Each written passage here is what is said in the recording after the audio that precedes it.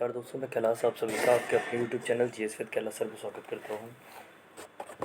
दोस्तों, जैसे कि आप जानते हैं, डेली शाम को 6 बजे आपके लिए लेखपाल मुख्य परीक्षा को ध्यान में रखते हुए एक प्रैक्टिस सेट लाया जाता है जीएस का, जिसे आज हम 39वां सेट डिस्कस करने वाले हैं। तो चलिए बढ़ेंगे अगले क्वेश्चन, आज के पहले क्वेश्चन की तरफ। मिर्ज़ापुर, भदोही और खमरिया में निम्नलिखित में से किस वस्तु का निर्माण होता है जो भारत से कुल निर्यात का लगभग 90% है? यूपी के 3 ज़िले हैं, मिर्ज़ापुर, भदोही और खमरिया। तो ये 3 स्थान हैं यूपी के। इनमें से किस वस्तु का निर्माण होता है जो भारत से कुल निर्यात का लगभग 90% है? तो आंसर होगा कालीन। यहाँ कालीन का निर्माण होता है।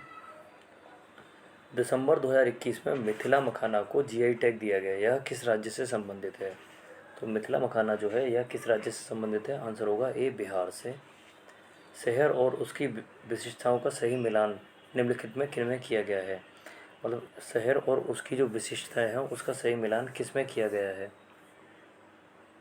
तो देखेंगे, फिरोजाबाद कांच और कांच के उद्योग के लिए प्रसिद्ध है, जबकि कानपुर जो है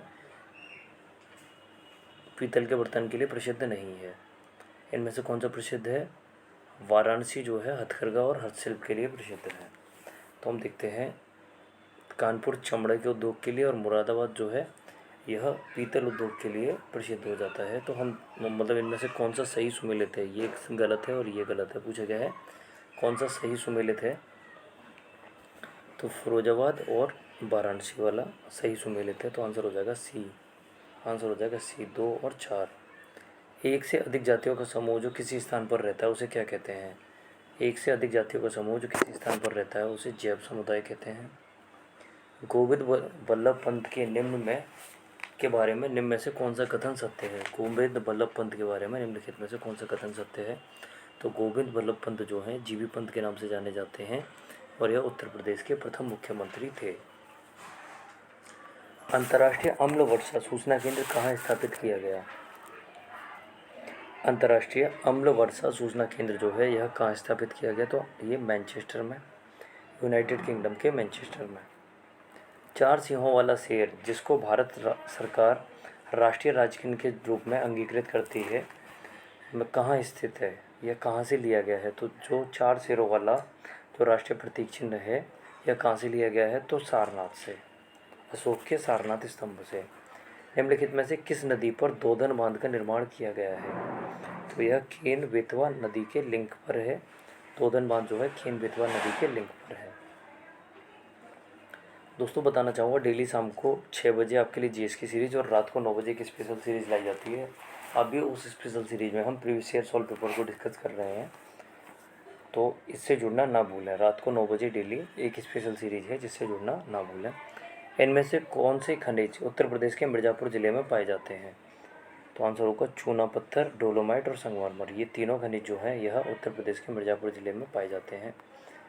प्रसिद्ध भारत माता मंदिर कहाँ स्थित है? विख्यात भारत माता मंदिर जो है यह कहाँ स्थित है?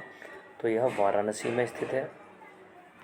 जनगणना 2011 के अनुसार संपूर्ण देश की कुल जनसंख्या में अनुसूचित जातियों की जनसंख्या का प्रतिशत क्या रहा? तो जनसंख्या 2011 के आंकड़ों के अनुसार संपूर्ण देश की कुल जनसंख्या में अनुसूचित जातियों की जनसंख्या का प्रतिशत क्या रहा? तो आंसर हो जाएगा 16.6%। देवबंद आंदोलन यूपी में कब आरंभ किया हुआ था? देवबंद आंदोलन जो है यह यूपी में कब आरंभ हुआ था? तो 1866 में सहारनपुर ज़िले के दारुल उलूम और देवबंद में जो है यह आंदोलन स्टार्ट हुआ। कार्बन बॉचेप को लॉन्च करने वाला भारत का पहला केंद्र शासित प्रदेश कौन बना है? तो कार्बन बॉचेप को लॉन्च करने वाला जो है भारत का पहला केंद्र शासित प्रदेश बना वो है चंडीगढ़। कंप्यूटर हार्डवेयर जो आंकड़ों का बहुत अधिक मात्रा में भंडार रख सकता है क्या कहलाता है? कंप्यूटर हार्डवेयर जो आंकड़ों को बहुत अधिक मात्रा में स्टोर रखता है वह क्या कहलाता है? कहते हैं चिप। क्या कहलाता है? चिप। हाइग्रोमीटर से क्या नापा जाता है? हाइग्रोमीटर किसे नापने में प्रयोग लाया जाता है? तो वायुमंडल की आर्द्रता को मापने के लिए हाइग्रोमीटर का प्रयोग किया जाता है। निम्नलिखित में से किसमें उच्चतम ऊर्जा होती है? किसमें उच्चतम ऊर्जा होती है? तो आंसर होगा डी, नीला प्रकाश। संगीत नाटक अकेडमी कहाँ स्थित है? तो संगीत नाटक अकेडमी जो है नई दिल्ली में स्थित है। इसकी स्थापना 1953 में हुई। कहाँ स्थित है? तो नई दिल्ली में। इसकी स्थापना जो है नई दिल्ली में हुई 1953 में, और यह मिनिस्ट्री ऑफ कल्चर के अंतर्गत आ जाता है। लंकाशायर कहाँ स्थित है? देखिए लंकाशायर जो है यह ब्रिटेन में स्थित है। बढ़ेंगे अगले क्वेश्चन की तरफ। सत्याग्रह आश्रम का असली नाम क्या था? तो गांधी जी के द्वारा 1915 में अहमदाबाद के कोचरम में सत्याग्रह आश्रम की स्थापना की गई, और 1917 में इसे स्थानांतरित कर दिया गया, और इसका नाम क्या रखा गया? इसे स्थानांतरित करके साबरमती आश्रम के पास स्थानांतरित किया गया, और आश्रम का नाम रखा गया साबरमती आश्रम। तो सत्याग्रह आश्रम की स्थापना हुई 1915 में, और यह 1917 में स्थानांतरित करके साबरमती नदी के किनारे पहुंचा दिया गया। हरिद्वार स्थित हर की पौड़ी का निर्माण किसने करवाया था? हम देखते हैं गंगा जो है पहाड़ों से निकलकर गौमुख से निकलती है, और यह पहाड़ों से उतरकर मैदानी भाग में कहाँ प्रवेश करती है? तो हरिद्वार में। तो हरिद्वार में हर की पौड़ी का निर्माण किया गया है, जहाँ जाकर श्रद्धालु स्नान ग्रहण करते हैं और गंगा के प्रति अपनी भक्ति दिखाते हैं।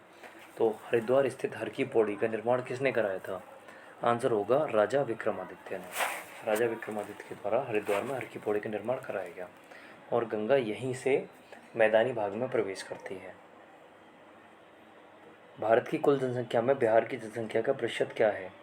तो भारत की कुल जनसंख्या जो है इसमें बिहार की जनसंख्या का प्रतिशत 2011 की जनगणना के अनुसार 8.6% है।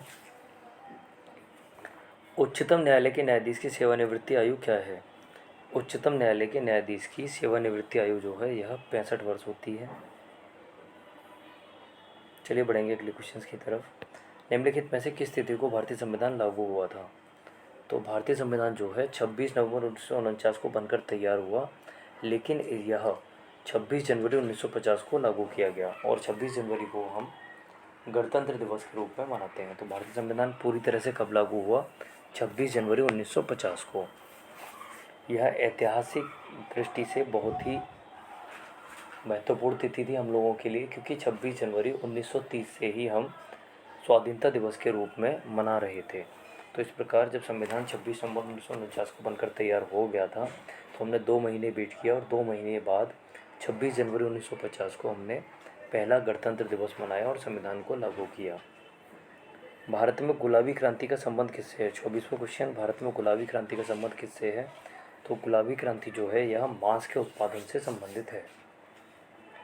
नीति आयोग द्वारा जारी बहुआयामी गरीबी सूचकांक के अनुसार सर्वाधिक बहुआयामी गरीब राज्य कौन सा है? तो नीति आयोग द्वारा जारी बहुआयामी गरीबी सूचकांक के अनुसार सर्वाधिक बहुआयामी गरीब राज्य जो है यह हो जाता है बिहार। दोस्तों डेली आपको शाम के लिए 6 बजे जीएस की सीरीज़ और रात को 9 बजे एक स्पेशल सीरीज़ लाई जाती है, तो इनसे जुड़ना ना भूलें। जिस किसी ने अभी तक चैनल को सब्सक्राइब नहीं किया है सभी लोग चैनल को सब्सक्राइब कर देंगे और वीडियो को लाइक कर देंगे। अधिक से अधिक वीडियो को शेयर कर दीजिए, जिससे अधिक से अधिक लोग इससे जुड़ पाएँ। चलिए मिलते हैं नेक्स्ट वीडियो में। जुड़े रहने के लिए धन्यवाद। Good evening.